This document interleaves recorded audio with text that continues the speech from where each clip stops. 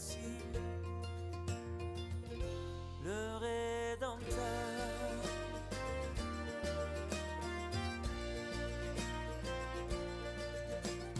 Le Rédempteur a brisé toute entrave. La terre est libre et le ciel est ouvert. Il voit un frère où n'était qu'un esclave. L'amour unit ce qu'enchaînait le fer, qui lui dira notre reconnaissance, c'est pour nous tous qu'il naît, qu'il souffre et meurt.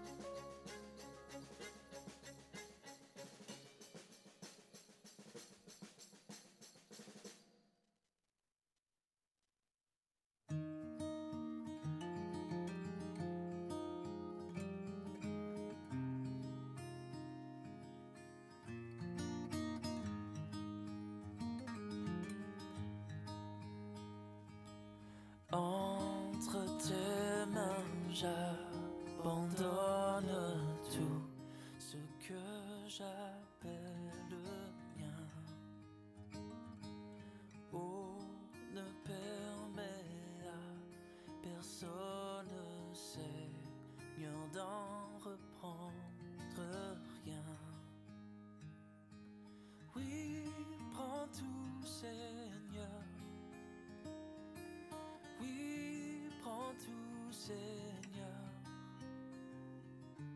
Entre tes mains, j'abandonne tout avec bonheur.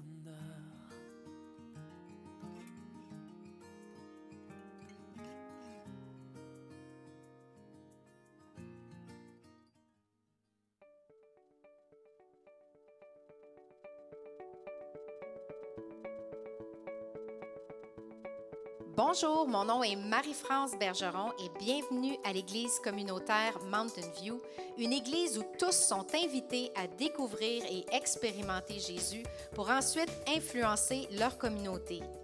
Pour ceux de vous qui sont nos invités pour une première fois, sachez que nous sommes un groupe de croyants passionnés par une foi en Jésus.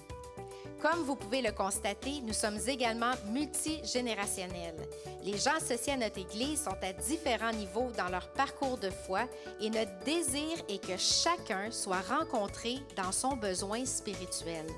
Vous allez découvrir que nous sommes une Église qui aime chanter et proclamer la parole de Dieu. Alors, bienvenue à cette célébration.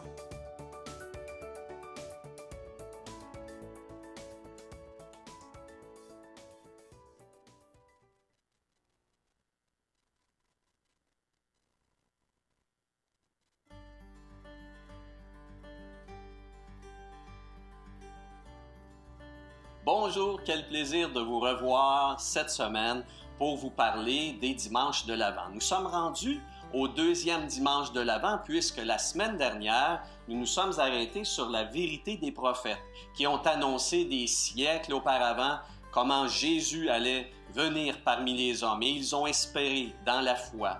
Pour nous aujourd'hui, nous nous retournons vers ces temps de la venue de Jésus il y a 2000 ans pour méditer ces vérités et approfondir notre préparation à la fête de Noël. Cette semaine, nous allons parler des anges. Les anges qui sont des messagers de Dieu, bien sûr, envoyés spécialement pour lui, pour faire un ministère spécifiquement quand les hommes, parfois, ont besoin d'un secours particulier, d'un secours spécial. Et un peu comme Billy Graham l'avait écrit, les anges sont comme les agents secrets de Dieu.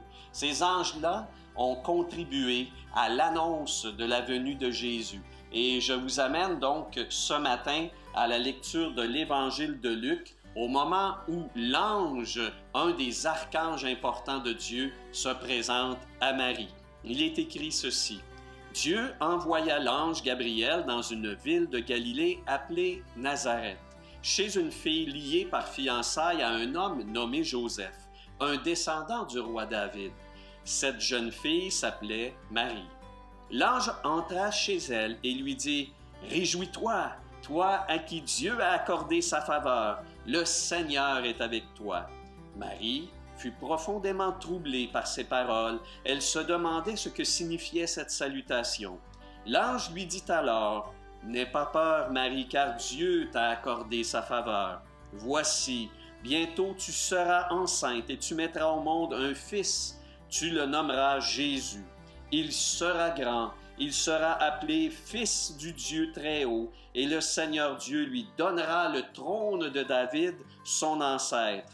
Il régnera éternellement sur le peuple issu de Jacob, et son règne n'aura pas de fin. » Marie dit à l'ange, « Comment cela se fera-t-il, puisque je suis vierge? » L'ange lui répondit, « L'Esprit Saint descendra sur toi, et la puissance du Très-Haut te couvrira de son ombre. C'est pourquoi le Saint-Enfant qui naîtra de toi sera appelé Fils de Dieu.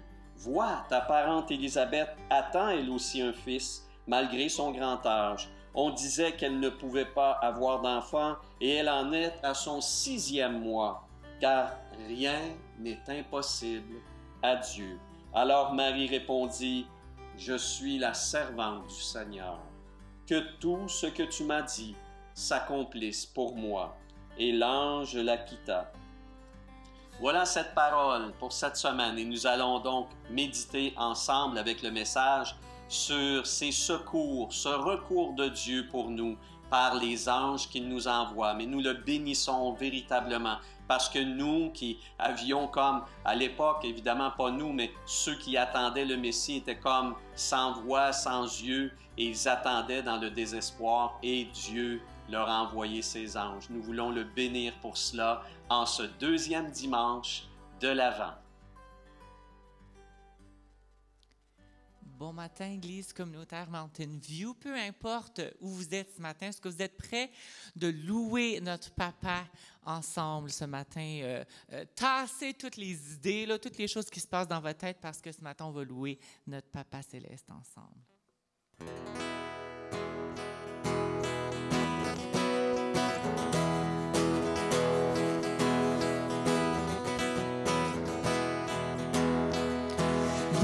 In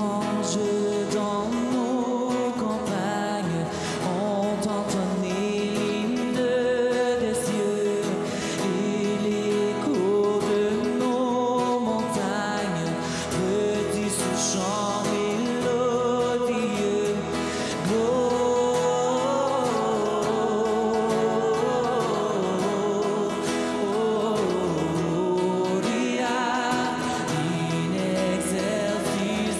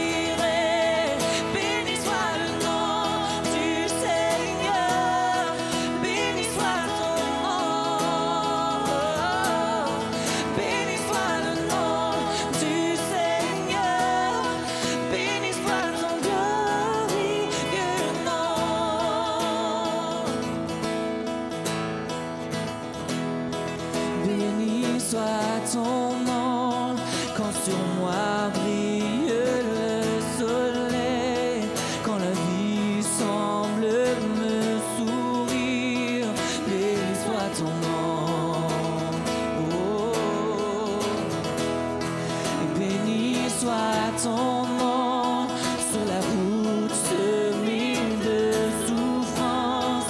S'il m'en coûte d'offrir ma louange, béni soit ton nom, yeah. Pour tous tes bienfaits envers moi, je te louerai.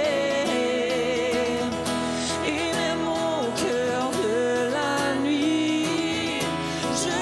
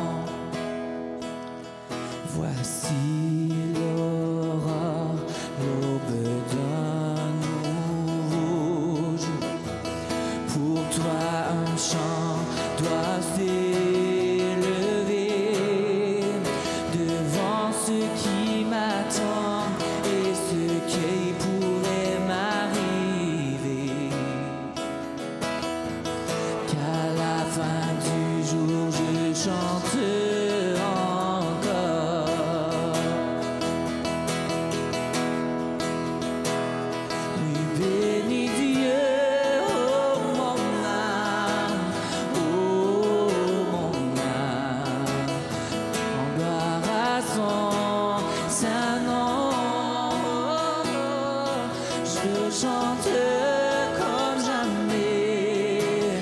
Oh, mon âme rend gloire à son saint nom.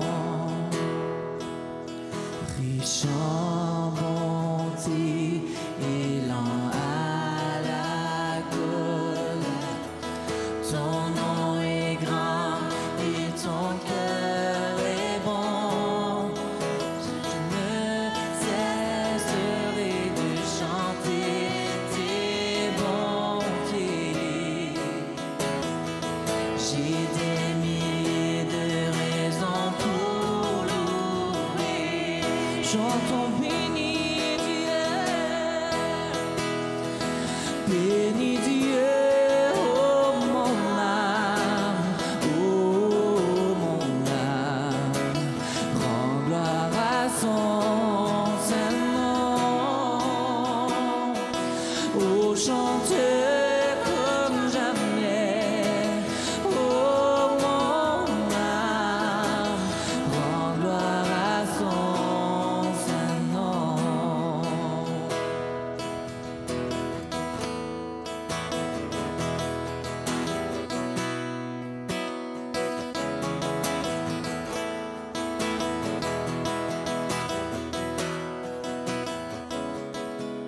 Un jour viendra, je n'aurai plus de force. Mon heure venue, la fin sonnera. Pourtant mon âme chantera tes louanges.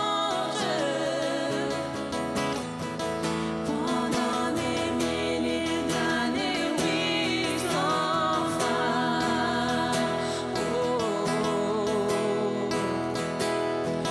Bénis Dieu, oh mon âme,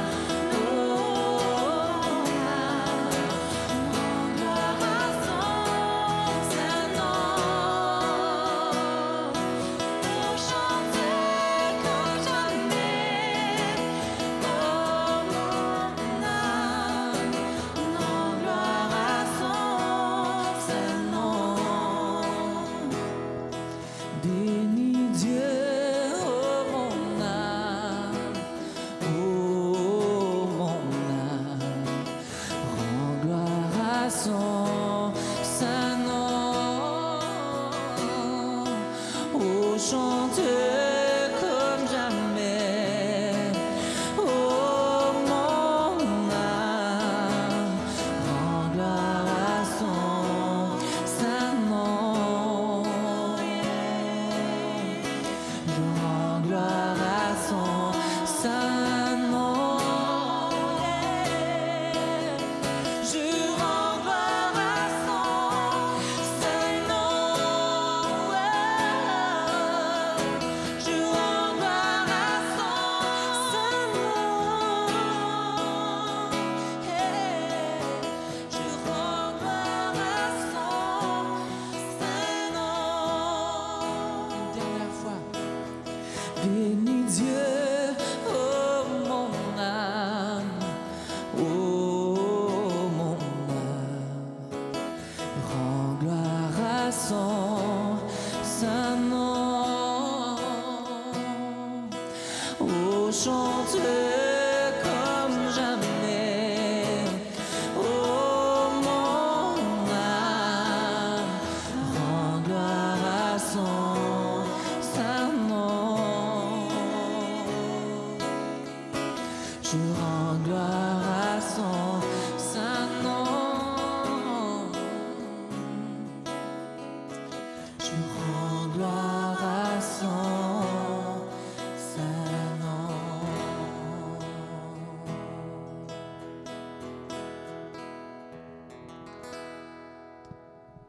Alléluia. Amen. Merci Seigneur. Que c'est bon de louer le nom du Seigneur ce matin ensemble. Alléluia. Même si nous sommes à la maison, nous sommes ici dans ce lieu, ou peu importe l'endroit où vous êtes, dans votre voiture ce matin, gloire à Dieu, c'est toujours bon de louer le nom du Seigneur. Amen. Dieu n'a pas de limite. Et peu importe là où nous sommes, il est là avec nous. Donc, c'est une belle promesse. Et c'est rassurant de savoir que le Seigneur est présent au milieu de nous ce matin. Amen. Donc bienvenue ce matin à l'Église communautaire Mountain View. Nous sommes dans une série de messages intitulés sur l'Avent, donc en préparation pour Noël qui s'en vient très bientôt. Et on est bénis, peu importe les circonstances. Vous savez, Noël va avoir lieu quand même. Nous allons célébrer la naissance de notre Seigneur Jésus-Christ. Et on est vraiment content de pouvoir continuer de le proclamer de toutes les façons possibles. Et j'aimerais ce matin juste remercier toute l'équipe technique qui est là derrière nous. Vous savez, à chaque dimanche, vous avez le privilège d'entendre en direct les messages et la louange. Et si on peut faire ces choses-là, c'est qu'il y a des gens derrière qui sont impliqués et on veut vraiment les remercier pour leur présence ce matin. Donc, à la technique de son, à l'image, à la caméra, merci beaucoup d'être là chaque dimanche. Merci André aussi de préparer nos PowerPoint et toute la mise en onde cette semaine. Vous allez pouvoir revoir ce message-là sur notre page Facebook, notre site Internet. Donc, il y a des gens qui travaillent dans l'ombre, mais pour que vous puissiez avoir accès à ces messages, à ces présentations. Donc, on veut les remercier, puis on veut vous remercier d'être là avec nous également chaque dimanche. Que Dieu nous bénisse abondamment ce matin. Alléluia. Donc, le titre de mon message ce matin, c'est « Les messagers de Dieu ». Vous savez, Pasteur Christian a fait un petit vidéo d'introduction à ce message. Il a raconté un peu le témoignage de ce que Marie a vécu lorsque l'ange est apparu auprès d'elle pour lui annoncer qu'elle devait être enceinte et qu'elle donnerait naissance à un fils et que ce fils-là ne serait pas n'importe quel fils, ce serait le Fils de Dieu et qu'il serait vraiment utilisé de manière puissante. Et c'est merveilleux de lire cette histoire-là, comment les anges sont intervenus et pour annoncer cette bonne nouvelle-là à Marie. Et vous savez, lorsque je regardais naturellement les différents versets dans la parole de Dieu, les différents témoignages que nous pouvons retrouver, j'ai remarqué qu'il y avait aussi l'histoire de Zacharie. Zacharie et puis son épouse Élisabeth, qui eux aussi ont donné naissance à un fils qui s'appelait Jean. Et j'aimerais également qu'on puisse lire ce texte-là suite à la lecture du texte de Pasteur Christian ce matin concernant l'histoire de Marie. On va lire également l'histoire de Zacharie et ça se trouve dans Luc chapitre 1. On va lire à partir du verset 5 si vous voulez bien. C'est quand même une bonne lecture, mais c'est important de comprendre vraiment ce qui s'est passé à ce temps-là. C'était vraiment extraordinaire. Et la parole de Dieu nous dit tout simplement ceci. Du temps d'Hérode, roi de Judée, il y avait un sacrificateur nommé Zacharie de la classe d'Abia. Sa femme était d'entre les filles d'Aaron et s'appelait Élisabeth. Tous deux étaient justes devant Dieu, observant d'une manière irréprochable tous les commandements et toutes les ordonnances du Seigneur. Ils n'avaient point d'enfants parce qu'Élisabeth était stérile et ils étaient l'un et l'autre avancés en âge. Or, pendant qu'il s'acquittait de ses fonctions devant Dieu selon le tour de sa classe, il fut appelé par le sort, d'après la règle du sacerdoce, à entrer dans le temple du Seigneur pour offrir le parfum. Toute la multitude du peuple était dehors en prière à l'heure du parfum. Alors, un ange du Seigneur apparut à Zacharie et se tint debout à la droite de l'autel des parfums. Zacharie fut troublé en le voyant et la frayeur s'empara de lui.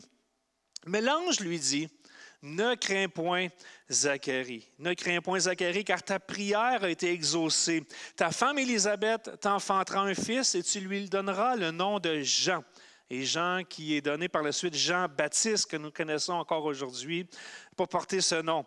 Il sera pour toi un sujet de joie et d'allégresse et plusieurs se réjouiront de sa naissance. Car il sera grand devant le Seigneur. Il ne boira ni vin ni liqueur enivrante, et il sera rempli de l'Esprit Saint dès le sein de sa mère. Il ramènera plusieurs des fils d'Israël au Seigneur, leur Dieu. Il marchera devant Dieu avec l'esprit de la puissance d'Élie pour ramener les cœurs des pères vers les enfants. Il est rebelle à la sagesse des justes, afin de préparer au Seigneur un peuple bien disposé. Zacharie dit à l'ange, « À quoi reconnaîtrai-je cela? Car je suis vieux et ma femme est avancée en âge. » Et l'ange lui répondit, « Je suis Gabriel, je me tiens devant toi. J'ai été envoyé pour te parler et pour t'annoncer cette bonne nouvelle. » Alléluia. Les anges sont des messagers de Dieu. Et ce matin, à travers les témoignages de Zacharie et puis de Marie, ce matin, nous allons découvrir à quel point on est précieux aux yeux de Dieu et qu'il désire prendre soin de chacun d'entre nous. Vous savez, les anges ont une place importante dans la parole de Dieu. Lorsque je regardais les différentes citations à travers la parole de Dieu, des différents versets, des histoires où on voit l'intervention des anges, j'ai rapidement réalisé que ça était partout dans la parole de Dieu. Et ça commence naturellement dans la Genèse, le premier livre de la Bible, où on voit dans Genèse chapitre 16, lors de la naissance d'Ismaël, qui était le fils d'Abraham et Agar. Agar était la servante de Sarah.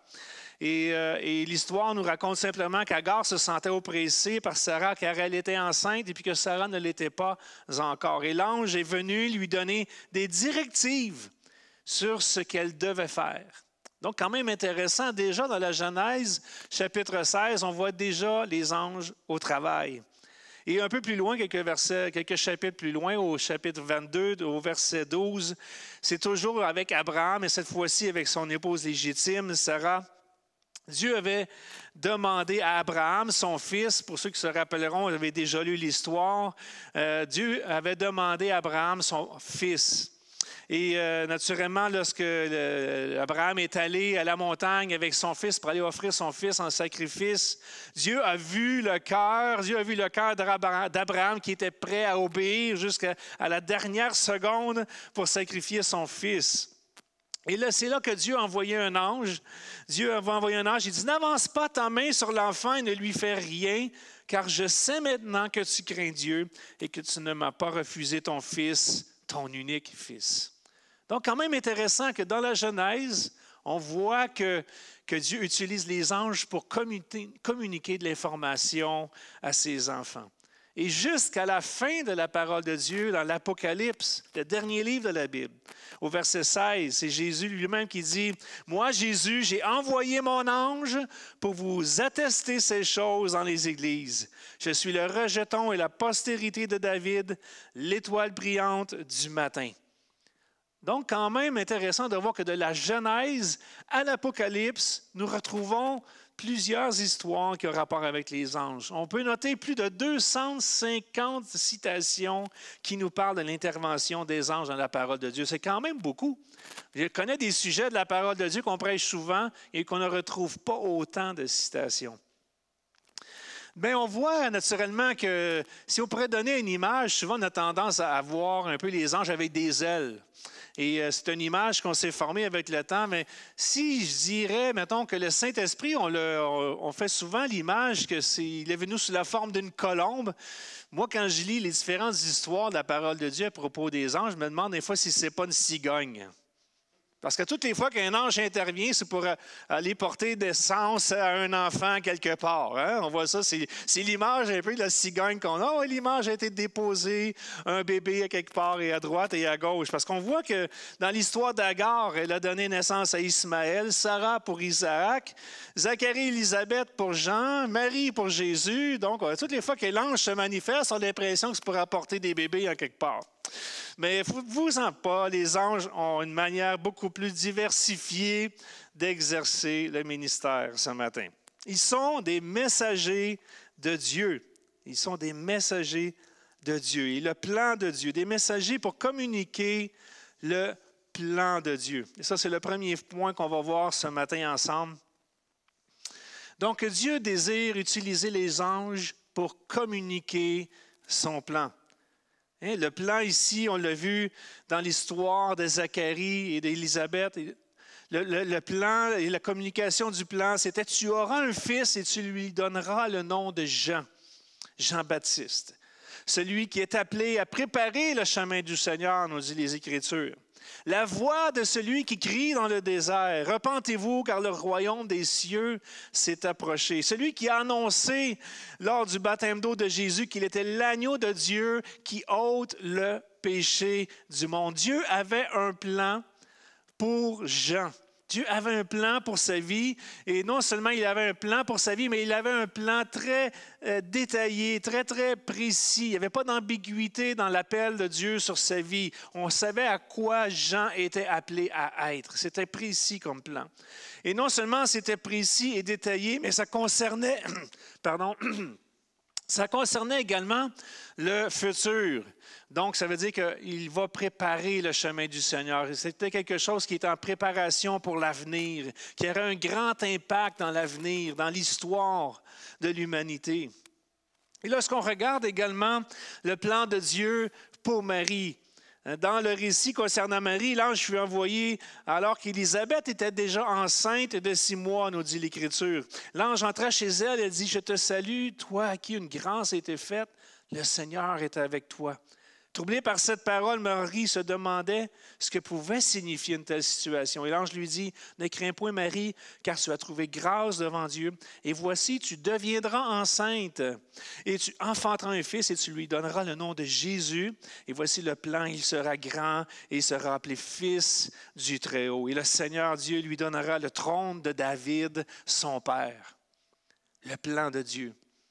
Le plan de Dieu est clair, il est précis, il est net, et c'est lui qui va siéger sur le trône de son père. C'est lui qui va siéger sur le trône de David. Ça représente non seulement le plan, il est précis, il est détaillé, mais il représente encore une fois le futur. C'est qu'est-ce qui s'en vient.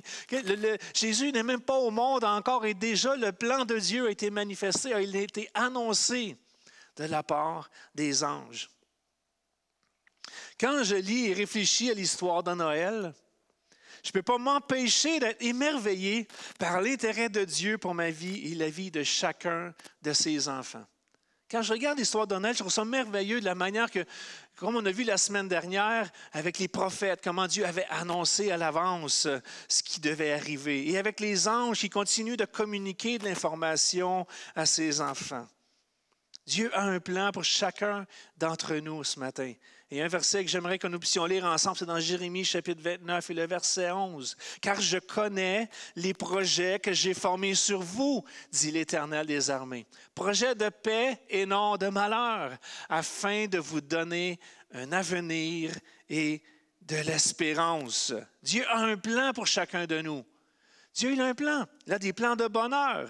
Et Jean, chapitre 14, verset 12, « Et en vérité, je vous le dis, celui qui croit en moi fera aussi les œuvres que je fais. Il en fera même de plus grandes parce que je m'en vais au Père. » Donc, non seulement Dieu a un plan pour notre vie, il a des plans de bonheur, des plans de paix, toutes sortes de plans de bénédiction pour nos vies, mais il en a aussi des plus grands. Il veut que nous accomplissions des choses encore plus grandes que lui-même a accomplies. Ça commence à être grand, ça commence à être extraordinaire, ça commence même à être miraculeux comme plan.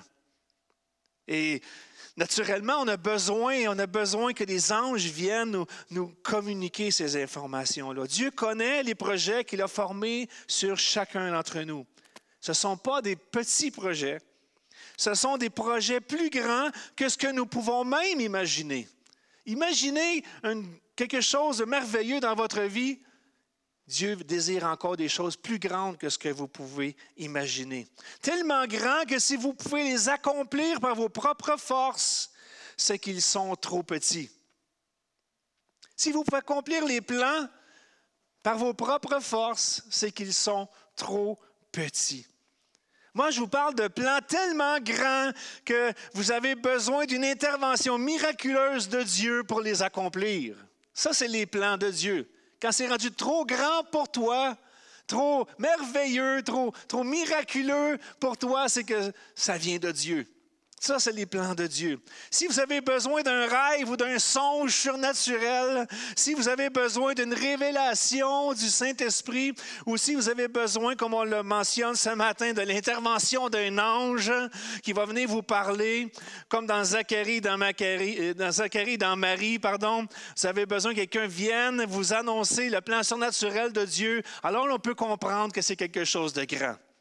Parce que Marie, lorsque l'ange lui est apparu, c'était pas évident pour elle. Tu vas devenir enceinte et alors qu'elle était vierge. Et dans Élisabeth, qui était avancée en âge, qui était stérile, elle ne pouvait donner d'enfant. Donc, ça prenait seulement un miracle pour accomplir le plan de Dieu. Et c'est excitant de savoir que Dieu veut nous révéler son plan ce matin. Mais que ce qui me bénit le plus, encore plus davantage, c'est qu'il va nous aider, il va le protéger, ce plan-là, pour nos propres vies. Il va protéger le plan de Dieu sur notre vie. C'est mon deuxième point ce matin. Des messagers, des anges qui protègent le plan de Dieu. Et je m'explique. Vous savez, il y a toujours quelqu'un, quelque part, qui tentera par tous les moyens possibles d'anéantir le plan de Dieu sur ta vie et sur ma vie. Des gens qui sont au service du diable et de ses anges. Vous savez, le diable aussi, il a des anges. Pas seulement Dieu. Dieu a ses anges, mais le diable aussi, il a ses anges, il a ses messagers. Alors qu'il y a des anges, il y a des messagers du bien, il y a des messagers du mal. C'est pour cela qu'il ne faut pas écouter tout ce qu'on dit. Hein? Surtout si ça vient ces réseaux sociaux. Ce n'est pas nécessairement une grande révélation. Vous devriez plutôt écouter ce que la Bible dit. Amen? Je vous conseille plutôt d'écouter la parole de Dieu, ce que la parole de Dieu nous dit. Parce que dans l'histoire de la naissance de Jésus, vous n'êtes pas sans connaître que le roi Hérode, à cette époque-là, qui était roi, a fait toute une crise de jalousie. Le roi Hérode, il ne voulait pas partager son trône avec personne. Il ne voulait pas partager sa gloire, son autorité avec personne. Et lorsqu'il a su que quelqu'un de spécial devait naître à Bethléem, que son nom était Jésus, qu'il serait le roi des Juifs, à ce moment-là, lui, il a fait une crise de jalousie. Il a fait des enquêtes. Il a cherché de savoir d'où il naîtrait pour qu'il puisse aller l'adorer. Mais derrière ce plan maléfique, lui, ce qu'il désirait, c'était éliminer Jésus. Parce qu'il ne voulait pas qu'il y ait d'autres rois que lui-même.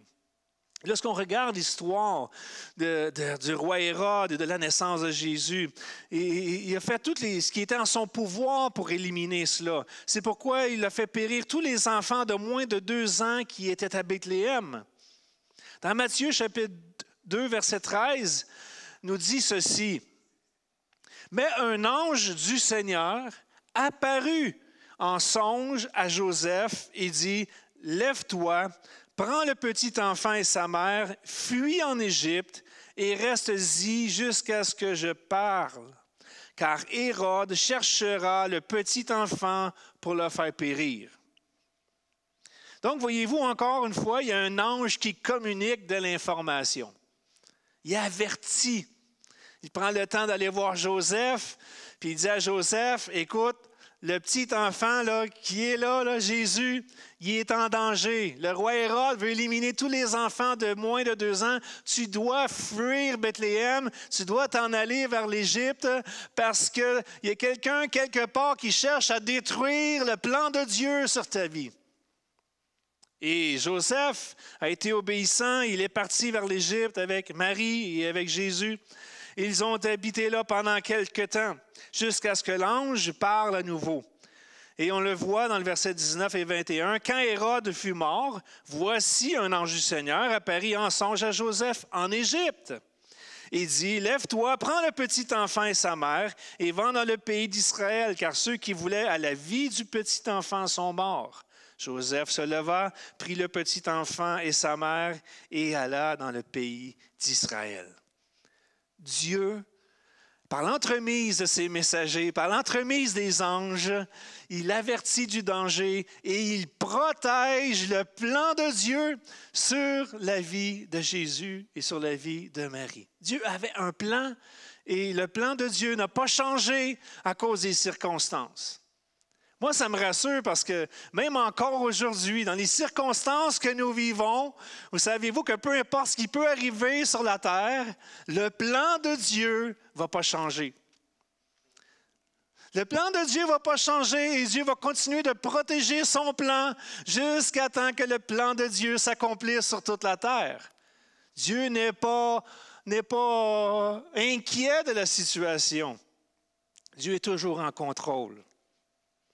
Malgré les menaces et les attaques de l'ennemi, sachez que Dieu protégera toujours le plan qu'il a formé sur votre vie. Les anges sont au service de Dieu, non seulement pour nous communiquer le plan de Dieu, mais aussi pour le protéger.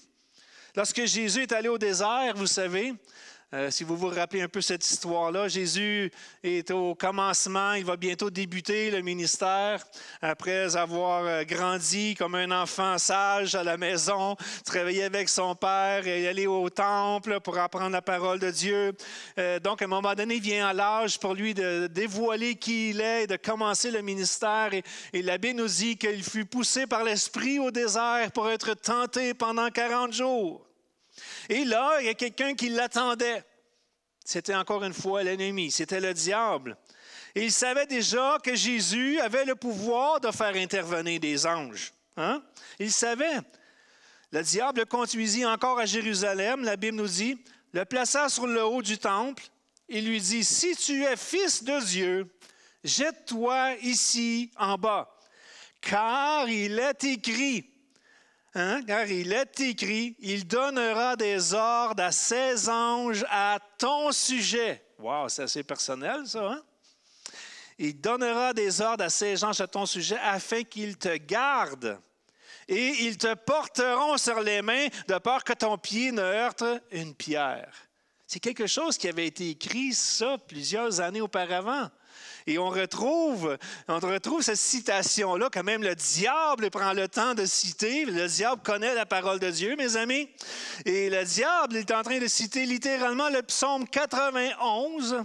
Et le psaume 91 qu'on appelle communément le psaume de la protection et qui se lit comme suit. C'est quand même magnifique lorsqu'on s'arrête pour lire le psaume 91. Et je vais vous le lire. Il va apparaître également sur l'écran. Qui dit tout simplement ceci. Celui qui demeure sous l'abri du Très-Haut, à l'ombre du Tout-Puissant, je dis à l'Éternel, mon refuge et ma forteresse, mon Dieu, en qui je me confie, car c'est lui qui te délivre du filet de l'oiseleur, de la peste et des ravages. Il te couvrira de ses plumes et tu trouveras un refuge sous ses ailes. Sa fidélité est un bouclier et une cuirasse. Tu ne craindras ni les terreurs de la nuit, ni la flèche qui vole du jour, ni la peste qui marche dans les ténèbres, ni la contagion qui frappe en plein jour, en plein midi. Que 1000 tombent à tes côtés et 10 000 à ta droite, tu ne seras pas atteint. De tes yeux seulement tu regarderas et tu verras la rétribution des méchants. Car tu es mon refuge, ô Éternel. Tu fais du Très-Haut ta retraite. Aucun malheur ne t'arrivera, aucun fléau n'approchera de ta tente, car il ordonnera à ses anges de te garder dans toutes tes voies. Ils te porteront sur les mains, de peur que ton pied ne heurte contre une pierre. C'est exactement cette citation-là que l'ennemi utilise dans le jardin pour tenter Jésus. Tu marcheras sur le lion et sur l'aspic, tu fouleras le lionceau et le dragon. Puisqu'il m'aime, nous dit la parole, je le délivrerai, je le protégerai, puisqu'il connaît mon nom, il m'invoquera et je lui répondrai. Je serai avec lui dans la détresse, je le délivrerai, je le glorifierai, je le rassasierai de longs jours et je lui ferai voir mon salut. Wow! Quelqu'un peut dire amen à cela ce matin? C'est quand même incroyable de voir comment Dieu prend soin de chacun d'entre nous, comment Dieu prend soin de l'appel de Dieu, comment Dieu prend soin du plan de Dieu sur nos vies, comment Dieu veut protéger cela comme la prunelle de ses yeux. Rappelez-vous également lorsque Jésus s'est fait arrêter. C'est quand même intéressant aussi un autre contexte où on voit l'intervention des anges. La Bible nous dit que lorsque Jésus a été arrêté, encore une fois, dans le jardin. Et un de ceux qui étaient avec lui, ça nous dit qu'il tira son épée pour venir à sa défense. Il a tranché l'oreille d'un centenier, de quelqu'un qui était venu pour arrêter Jésus. Et là, Jésus a dit quelque chose de vraiment intéressant. Il a dit, remets ton épée à sa place, car tous ceux qui prendront l'épée périront par l'épée. Penses-tu que je ne puisse pas invoquer mon Père qui me donnerait à l'instant plus de 12 légions d'anges? Comment donc s'accompliraient les Écritures d'après lesquelles il doit en être ainsi? Donc ici, on connaît le plan de Dieu, c'est que Jésus soit livré à la croix pour chacun de nous. Certains voulaient, même s'ils étaient bien intentionnés dans leur cœur, voulaient aider Jésus, voulaient protéger Jésus. Jésus dit non, non, non, non, range ton épée. Range ton épée parce que ça, ce n'est pas le plan de Dieu. Le plan de Dieu, c'est que je sois dirigé jusqu'à la croix. Et Jésus lui-même a dit un jour, si cette coupe peut s'éloigner de moi, mais non pas ce que je veux, Seigneur, mais ce que tu veux. Ça, c'était le plan de Dieu pour l'humanité. Et Jésus aurait pu, à l'instant, s'il aurait vraiment voulu, il aurait pu commander à l'instant une multitude, une légion d'anges pour venir à son secours. Mais il ne l'a pas fait parce qu'il savait qu'il était en train d'accomplir le plan de Dieu. Les anges, les messagers de Dieu sont au service, à notre service, au service de Jésus. Jésus, il a l'autorité sur les anges. Et c'est lui qui décide quand ils doivent intervenir. C'est lui qui est en autorité. Donc, comment donc accomplirai-je la volonté de Dieu? Les anges sont à la disposition de Dieu pour tout ce qui se passe, pour tout ce doit se passer comme prévu. Pardon, la tournure de phrase. Il y a un plan et tout doit se passer d'une telle manière. Et Jésus va faire en sorte que ça va s'accomplir. Ils ont communiqué le plan à Marie et Joseph. Et ils se sont assurés que malgré les difficultés rencontrées, rien ne pourrait empêcher le plan de Dieu de s'accomplir. Ou bien comme dans le cas de Zacharie, vous avez besoin qu'un ange vienne vous annoncer le plan de Dieu surnaturel pour vous ce matin. Ça, c'est important. On a besoin, nous aussi, d'avoir ces messagers pour venir à notre secours. Vous savez, la vie est remplie de défis, de difficultés, de dangers, d'incertitudes, d'inquiétudes. Vous savez, même les chrétiens qui aiment et qui respectent Dieu de tout leur cœur, et on l'a vu dans la parole de Dieu, ne sont pas à l'abri de toutes ces situations. Les malheurs frappent partout et on n'est pas épargné de cela. Et les gens sont inquiets, et nous le sommes aussi. Il y a des temps où on est envahi par toutes sortes d'incertitudes et d'inquiétudes. Et dans la détresse, par contre, dans notre détresse, en tant qu'enfant de Dieu, remets ton épée à sa place et crie au Seigneur. Remets ton épée à sa place et crie au Seigneur. Au lieu de commencer à crier, à manifester ton désarroi partout à droite et à gauche, à te plaindre de toutes sortes de choses, remets ton épée à sa place et plutôt crie au Seigneur. Tu es mon refuge et ma forteresse. Tu es mon refuge et ma forteresse. Seigneur, c'est en toi que je mets ma confiance. Alors que tu mettras ta confiance en Jésus, il va déployer ses anges pour protéger le plan de Dieu sur ta vie. Les messagers de Dieu sont là pour nous, non seulement pour nous communiquer le plan de Dieu, mais également pour protéger le plan du Seigneur. Le plan du Seigneur sur ta vie, les choses que Dieu a déjà déposées sur ta vie. Et le troisième point ce matin, non seulement Dieu désire communiquer le plan et le protéger, mais il veut aussi nous rassurer. Nous rassurer. On a besoin d'être rassurés. On est des êtres humains. Je veux dire, on a nos limites, on a nos capacités naturelles, on a nos défis de tous les jours, on a, comme je le disais tantôt, on a nos défis, nos incertitudes, nos inquiétudes. Et ça, c'est quand même normal de vivre des questionnements comme ça. C'est normal d'avoir des questionnements malgré le fait qu'on est conscient que Dieu a un plan pour notre vie, qu'il veut protéger le plan sur notre vie. Malgré qu'on sait tout ça, qu'on est béni, que ça nous rassure de savoir ça, ça ne nous empêche pas nécessairement de vivre des inquiétudes. Et lorsque Zacharie a reçu l'information de l'ange concernant la naissance de Jean, il n'a pas dit « Yes, sir, youpi, ma prière a été exaucée ». Ça n'a pas été sa réaction naturelle.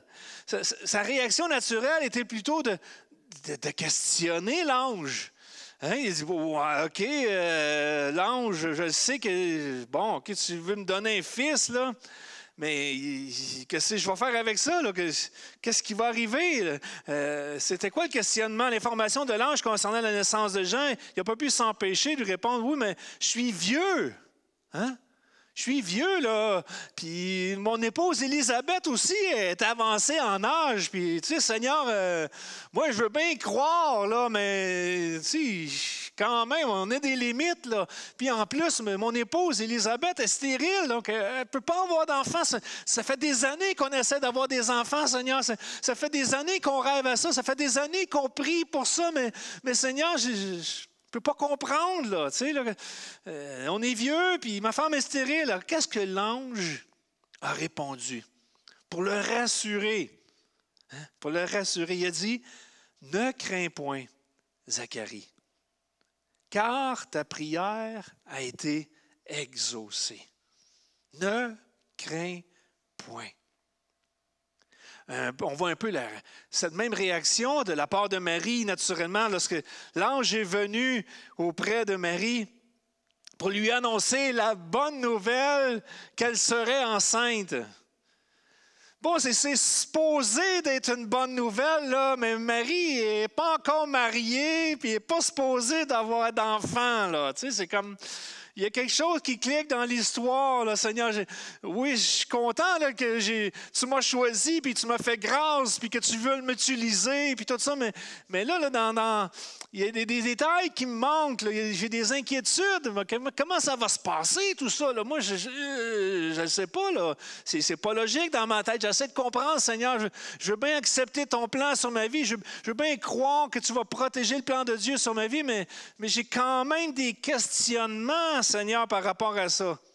Hein? Comment cela se fera-t-il, puisque je ne connais point d'homme, je suis vierge, dit Marie. Quelle a été la réponse de l'ange à Marie? Ne crains point, Marie. Ne crains point, Marie, car tu as trouvé grâce devant Dieu.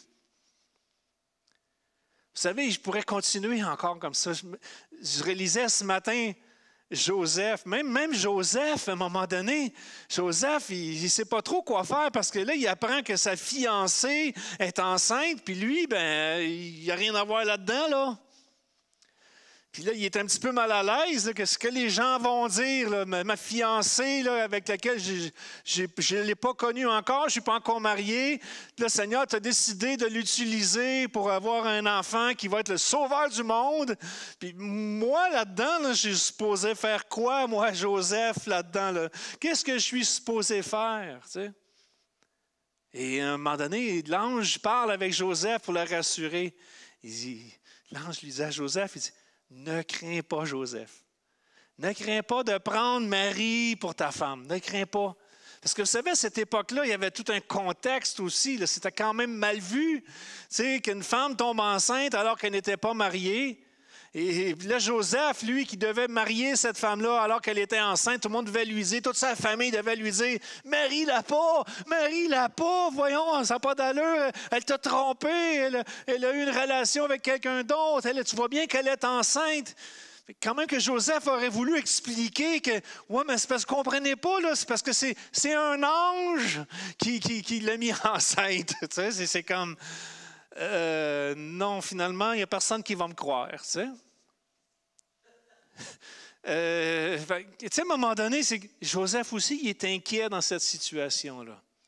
Mais l'ange le rassure. L'ange rassure Joseph, puis lui dit, « Ne crains pas, Joseph, de prendre Marie pour ta femme. » Donc, les anges sont des messagers de paix lorsque la peur et la crainte nous envahissent.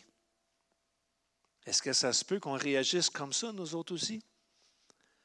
Lorsque Dieu se révèle à nos cœurs, lorsque Dieu nous montre des choses, nous révèle des choses extraordinaires que Dieu veut faire avec nos vies, est-ce que, oh Seigneur, tu m'appelles à faire telle chose, à accomplir telle chose dans la vie, Seigneur, tu m'as révélé ton plan, je sais que tu me protèges, mais là, oh, ça me fait peur, ça, c'est beaucoup trop grand pour moi, ça, Seigneur.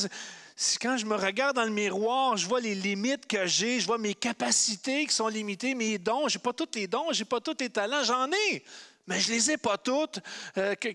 Comment je vais faire pour accomplir le plan que tu as pour ma vie, Seigneur? Est-ce que c'est normal qu'on ait des questionnements comme ça, nous aussi? Bien, absolument. Si un ange viendrait nous apparaître et à nous parler, qu'est-ce que vous croyez qu'il nous dirait? Hein? Qu'est-ce que vous croyez qu'il nous dirait? Ne crains pas. Hein? Ne crains pas. N'aie pas peur. Ne crains pas. N'aie pas peur. Les anges, les messagers de Dieu sont là pour nous rassurer, pour nous accompagner, pour nous rassurer pendant que le plan de Dieu prend place dans nos vies. Lorsque la peur fait surface, rappelez-vous de ce message de la part de Dieu. Ne crains pas, n'aie pas peur. Je suis là avec toi ce matin dans cette belle aventure qui est la vie. Oui, oui. La vie, c'est une belle aventure. Elle a ses défis, elle a ses questionnements, elle a ses craintes, elle a ses peurs. Mais à quelque part, la vie, elle est belle parce que Dieu a un plan pour notre vie. Dieu est là avec nous et Dieu va accomplir son plan dans nos vies. N'aie pas peur. Donc pour moi, ce matin, le message de Noël, c'est celui-ci. Quand je pense à l'histoire de Noël, j'ai ces 3 paroles-là qui résonnent ce matin dans mon cœur. Mon fils, ma fille, j'ai un plan pour ta vie.